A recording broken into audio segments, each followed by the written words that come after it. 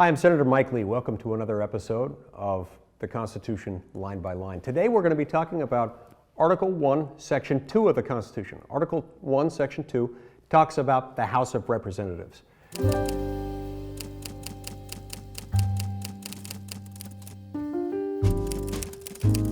The very first clause of Article 1, Section 2 makes clear that in the House of Representatives, terms last for just 2 years, as compared to 4 years for President of the United States and Vice President, and as compared to 6 years for members of the United States Senate. This makes the House of Representatives the most accountable arm of the federal government. It makes it most responsive to the people. So if the people either like or dislike what's happening in Congress in any particular year, that's going to have an impact in the election that occurs at the end of that 2-year cycle. This, in turn, is part of why it's so important that we focus on Congress as the lawmaking body within the federal government. Because in order to pass a law within our federal system, you have to have a proposal that goes through the House and through the Senate, and then goes past the President's desk for signature or veto. There are a lot of people, particularly those who serve in the House of Representatives, who will complain from time to time about the fact that a 2-year election cycle is a short one. That it feels like members of the House of Representatives are always up for re-election, because they quite literally are. They're always either just recovering from their last election or preparing for their next one, unless they've decided not to run again. As a result, they have strong reason to remain in close contact with their constituents, with the voters in their respective states and districts. This in turn means that they're much more likely aware, because they have every reason to need to be aware of the changing opinions within their home state and district. This is important to every single member of the House of Representatives, and it ought to be something that the American people are grateful for, rather than being something that they resent, for the simple reason that it keeps the American people in charge. It makes sure that Congress isn't doing things that are wildly inconsistent with the views of the citizens, the voters themselves. The next clause of Article 1, Section 2, that is Clause 2, sets out the basic qualifications for someone to serve in the House of Representatives. You have to be at least 25 years old. You have to have been a citizen of the United States for at least 7 years, and you have to be a current inhabitant of the state from which you were elected. Interestingly, it doesn't say that you have to reside in the congressional district from which you were elected, but you do have to be a current inhabitant of the state in question. Most of the time, most representatives live in the same district that they represent, but constitutionally speaking, there's no requirement for that, and it very rarely happens, because voters in a particular congressional district usually want someone representing them who lives in that district. The third clause of Article 1, Section 2 is fairly long, but it contains a lot of language that's no longer relevant. It starts out by explaining that representation within the House of Representatives, that is, each state's seats in the House of Representatives, will be determined on the basis of relative population.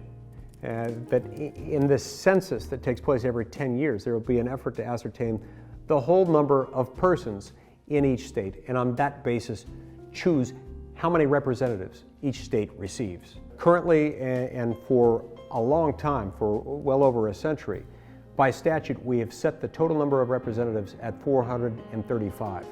Right off the top, each state gets one representative, so that takes us from 1 up to 51. Then from seat 51 all the way through the allocation of seat 435, you run the population data through a mathematical formula, an algorithm, that determines which state gets the next seat until you've filled all of the seats all the way up to 435. And then you do that every 10 years to make sure that each state is properly represented.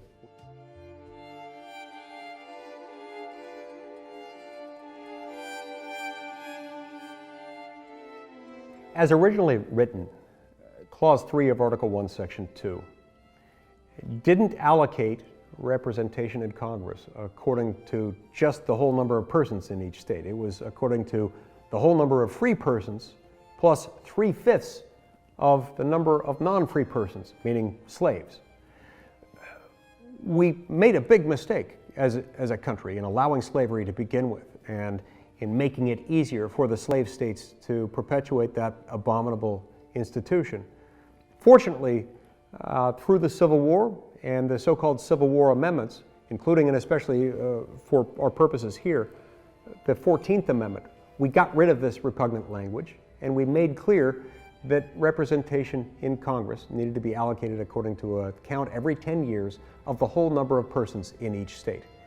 Not only did this change in the second section of the 14th Amendment get rid of something really bad, it was also something that represented the culmination of the American dream, of the vision that our founding fathers had, not just with the Constitution, but of the original founding document, the Declaration of Independence.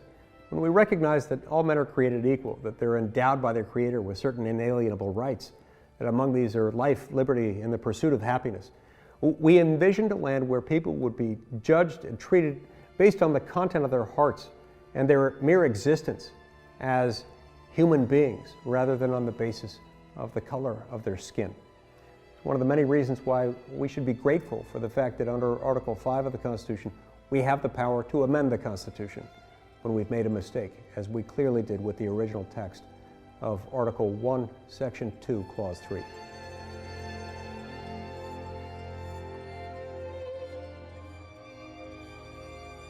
Clause 4 of Article 1, Section 2 makes clear that when a vacancy occurs in the House of Representatives, there will be an election to fill that vacancy, and that the chief executive, today we would say the governor of that state, will have authority consistent with state law to call for an election to fill that vacancy.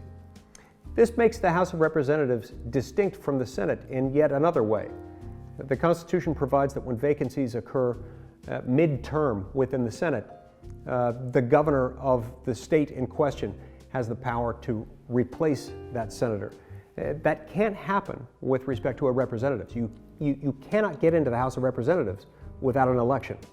And so the Clause 4 of Article 1, Section 2 simply gives the governor of each state the power to call for an election to fill any vacancies that might arise.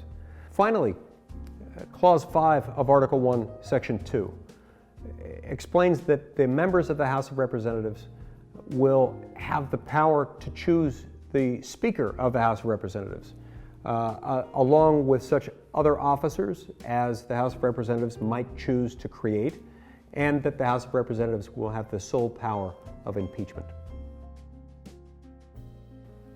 And so when we look at Article 1, Section 2, what we see is a portion of the Constitution that lays out the ground rules for the people's house, the House of Congress that's most accountable to the people at the most regular intervals, and that is even more democratic than any of the other institutions within the federal government because it involves the direct election of representatives every single 2 years. That makes it much more accountable to the people. It makes it the people's house. It's one of the reasons why it's such an important feature within our constitutional framework. Thanks for joining us for another episode of the Constitution Line by Line. If you've enjoyed this, make sure to tune in next time and subscribe.